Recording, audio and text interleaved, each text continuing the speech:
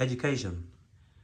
You see that when it comes to teachers as well. Obviously, you said some of your neighbors, you feel like obviously they don't know enough, or you know, they don't know enough about obviously exactly like what your son's going through. Do you feel like teachers are kind of the same too? Like, do you feel like some of them they're not really as educated as they should with your son, Um, or even just on autism in general? You get me? Not to say that they're not educated. I think because they didn't know him and what to expect from him, like they were kind of like just getting to understand him, and it took a while for him to settle. But as soon as he settled, which yeah he has now, they were all right with him, and they'll communicate with me better. That no, don't necessarily email me every single day with complaints like what they were doing at one point, because that was just getting overwhelming to the point where I had to just say to the head teacher, like this is getting a bit too much now. Is there another way that you could deal with this? Like, I don't need to be notified every single time that my son's done something. Like, this is a special needs school. You've got enough members of staff to be able to deal with it. They're trained to deal with it. So Why? like, you don't, why are you complaining to me? You don't need to be complaining to me. Him growing up as time goes by, obviously moving into obviously secondary school, college, all of university. Hopefully one day.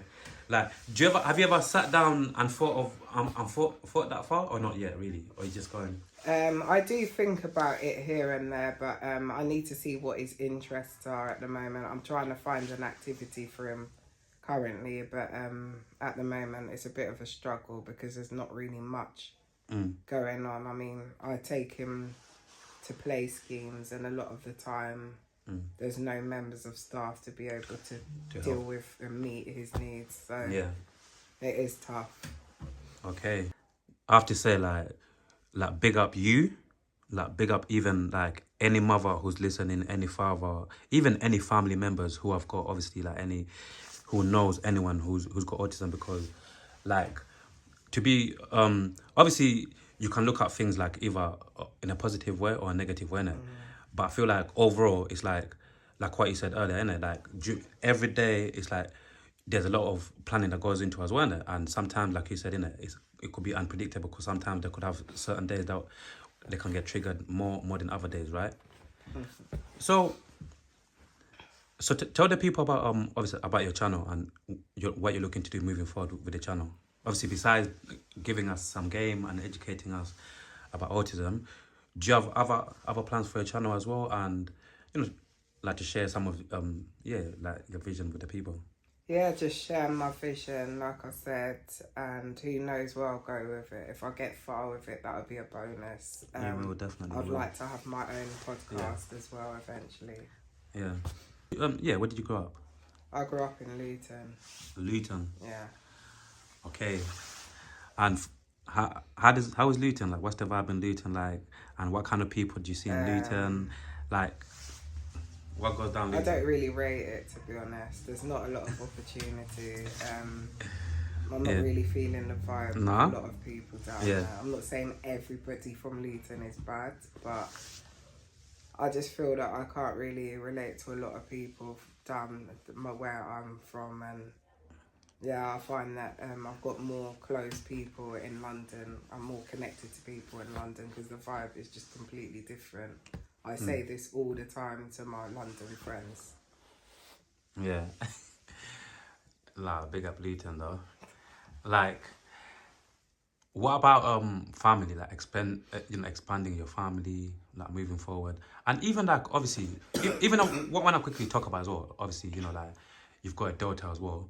Like, yeah, like that dynamic between having your daughter and obviously your son.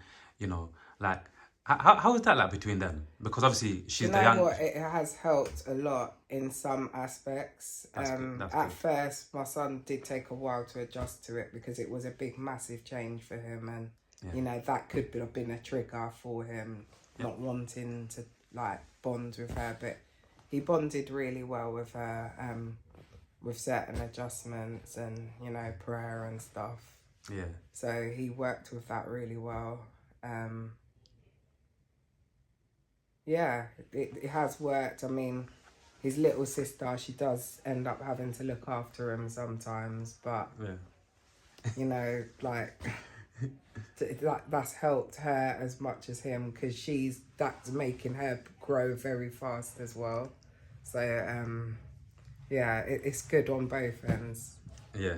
because he's got someone to play with, someone to share with, because before it was all about him. So it's worked in both of their favour, I think, personally.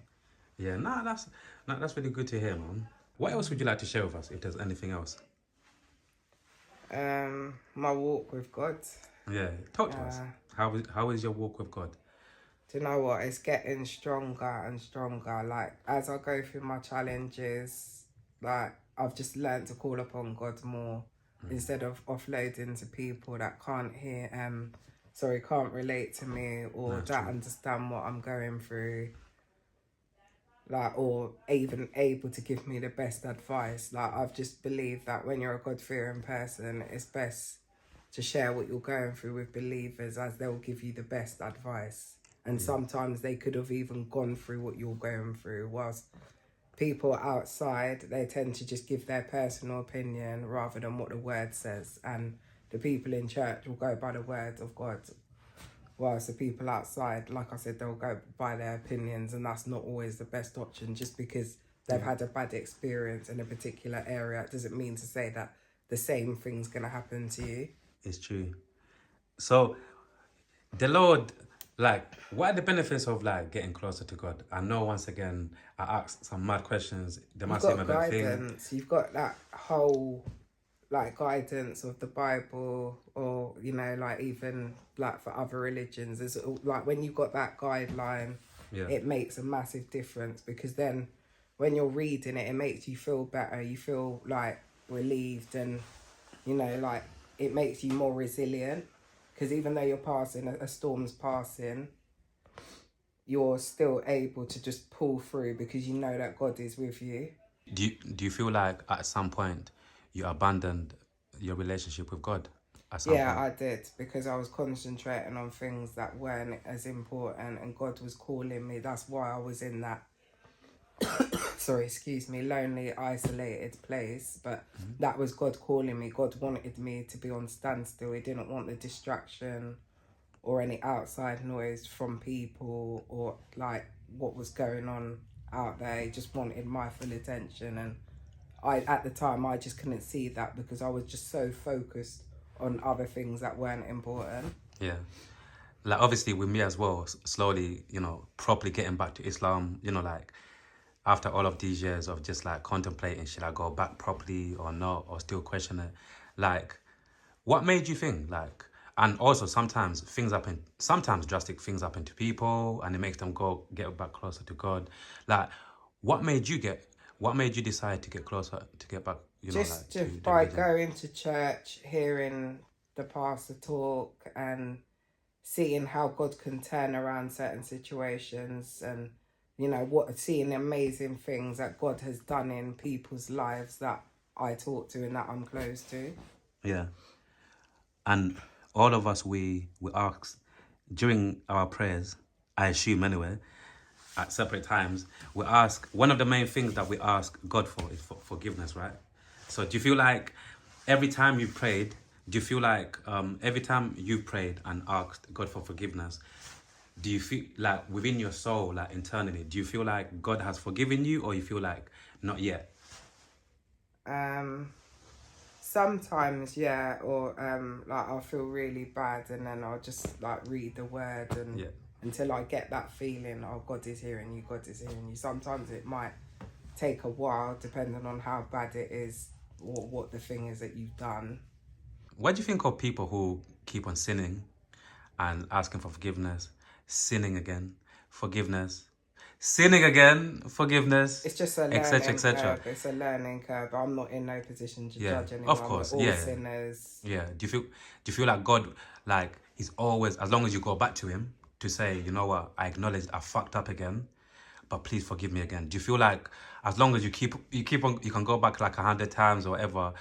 Do you feel like God would honestly always forgive you, as long as like you are, like I said, Yeah, as long as you you've go to him and say, acknowledged, listen, I yeah. know I fucked up again, but please forgive me again. You get me?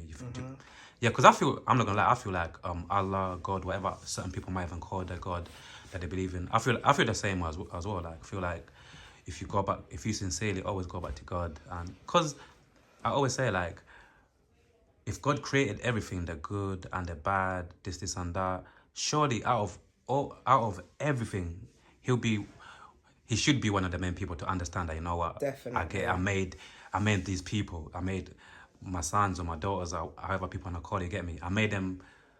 They're not perfect, you get me? They're gonna have their imperfections. Some people are gonna slip up and do some fucked up shit. But like I said, as long as they come to me and acknowledge what they did and ask for forgiveness, I'll forgive them. That's the way I think of Allah or Well, God yeah, or whatever people definitely. call it. My main focus of having God in my life is to have peace. I have to have peace in my life. And, Yeah. you know, at one point it was impossible because of what was going on around me. And I had to pray to God and ask God to remove certain people and certain family members because I could not display the best version of myself because I was constantly getting sucked in and pulled in with things that don't concern me. People's problems ended up becoming my problems, which is unfair to myself and to my children because I have two little people depending on me, and if I'm not right or not feeling great, it affects them.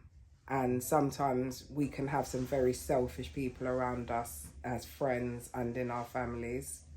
And you have to set that boundary to just say, do you know what? Like, you lot need to respect the boundaries. If I'm not available, I'm not available.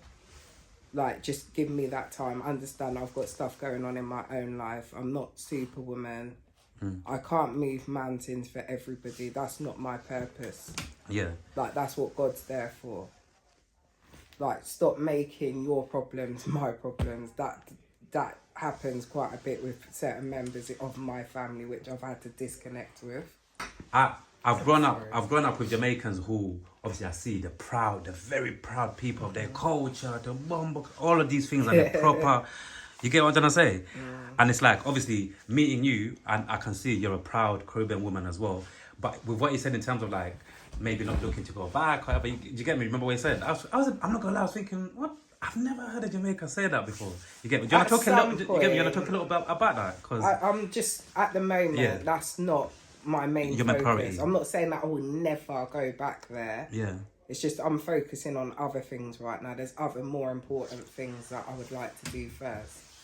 Yes, it would be nice to visit my roots, but yeah, I've got my mind on other things. I've got my mind set on other things. Okay, and for any Jamaican man watching, like, should I keep away or pursue? Keep away.